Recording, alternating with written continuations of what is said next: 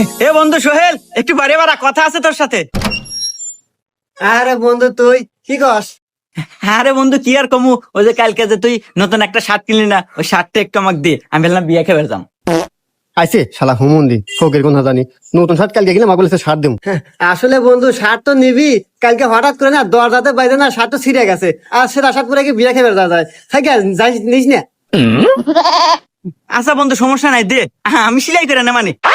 না। আচ্ছা থাক আমি আনতেছি। না ওর তো বললাম শার্ট ছেঁড়া, কিন্তু আমি তো শার্ট ছেড়ে নাই। আমি উপায় কি, আর ও তো সিলে ধরে নিয়ে বেঁচেছে, ছিঁড়েই দিই।